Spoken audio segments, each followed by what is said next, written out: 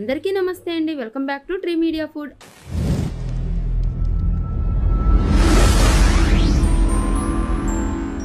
ఎలా ఉన్నారు అందరూ? ఈరోజు నేను మీకు చాలా హెల్దీ బ్రేక్ఫాస్ట్ చూపించబోతున్నానండి. అదే మొలకలతో దోశ.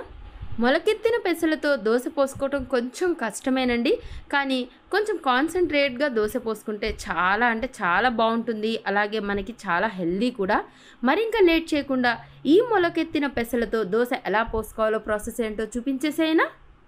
ముందుగా 1 కప్పు మొలకెత్తిన పెసలు తీసుకోండి. ఇవి చాలా ఈజీగా మనం ఇంట్లోనే రెడీ చేసుకోవచ్చండి. 1/2 కప్పు పెసలని తీసుకొని ఒక 8 గంటలు నానబెట్టేసి నీళ్ళన్నీ ఫిల్టర్ చేసి వాటిని 1 గంట పాటు గాలికి కొంచెం అలా ఆరబెట్టేసి ఆ తర్వాత క్లాత్లో కట్టేసి 24 అవర్స్ ఉంచండి. ఇలాగే మొలకలు వస్తాయన్నమాట. మీకు డీటెయిల్గా కావాలంటే నాకు కింద కామెంట్ చేయండి, అవి ఎలా చేసుకోవాలో వీడియో పెడతాను. ఈ మొలకలతో పాటు ఒక 2 పచ్చిమిరపకాయలు, ఒక మీడియం సైజ్ ఉల్లిపాయ, 1 అంగుళం అల్లం ముక్క, 1 టీ స్పూన్ జీలకర్ర, అలాగే కొంచెం కొత్తిమీర తీసుకున్నాను. ఇవన్నీ మిక్సీ జార్లో వేసుకొని మెత్తగా గ్రైండ్ చేసుకోండి. కావాలనుకుంటే కరివేపాకు కూడా వేసుకోవచ్చండి.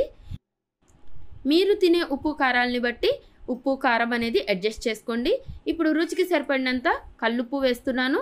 వీటిని ముందుగా ఒకసారి గ్రైండ్ చేసేసుకుందాం, పేస్ట్ చేసేసుకుందాము. ఆ తర్వాత ఈ మొలకల్ని కూడా వేసేసి బాగా మెత్తగా గ్రైండ్ చేసుకోండి. ఇలా ప్లెయిన్గా మొలకలతోనే దోశ పిండి వేసుకుంటే అస్సలు దోశ రాదండి. సో దీనికి కంపల్సరిగా మనం బియ్యం పిండి కానీ నానబెట్టిన బియ్యం కానీ యాడ్ చేసుకోవాలి. అయితే నేను అప్పటికప్పుడు ఈ దోశని ప్రిపేర్ చేస్తున్నాను కాబట్టి ఒక 4 టేబుల్ స్పూన్ల బియ్యం పిండి యాడ్ చేశాను. మీరు ముందే ప్లానెడ్గా ఉంటే గనక ఒక 1/2 కప్పు బియ్యంని ఒక 5-6 గంటలు నానబెట్టి వాటిని యాడ్ చేసుకొని ఇలా గ్రైండ్ చేసుకోండి. ఇలా మెత్తగా రుబ్బుకున్న ఈ పిండిని ఒక గిన్నెలోకి తీసుకోండి. దీంట్లో ఇంకొంచెం వాటర్ యాడ్ చేసుకుంటున్నాను. ఈ పిండి కన్సిస్టెంట్ అనేది మనం రెగ్యులర్గా పెసరట్టు ఎలా వేసుకుంటామో అలా ఉంచుకోండి.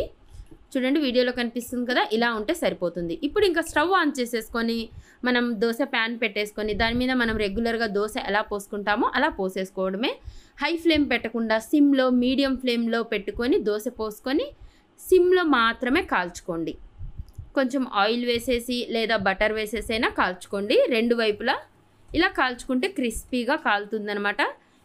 గుర్తుపెట్టుకోండి, బియ్యపిండి లేకపోతే నానబెట్టిన బియ్యం ఆ పెసలతో కలిపి గ్రైండ్ చేసుకోండి. ఖచ్చితంగా బియ్యపిండి మాత్రం యాడ్ చేస్తేనే ఈ దోశలు వస్తాయండి. లేకపోతే మాత్రం మొత్తం ఒకే చోటకి ఇలా సుద్దలుగా ముద్దల్లాగా అయిపోతుందనమాట, దోశ రాదు. అలాగే ఫ్లేమ్ కూడా మీడియం సిమ్లో అడ్జస్ట్ చేసుకుంటూ చిన్నగా కాల్చుకోండి. అలా కాల్చుకుంటేనే పర్ఫెక్ట్గా వస్తాయన్నమాట. చాలా టేస్టీగా ఉంటాయి. ఈ దోశలోకి ఏ చట్నీ అయినా బాగుంటుందండి.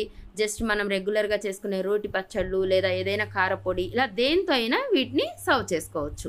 అంతేనండి, చాలా సింపుల్గా అయిపోయే మొలకెత్తిన పెసలతో దోశ రెడీ అయిపోయిందనమాట.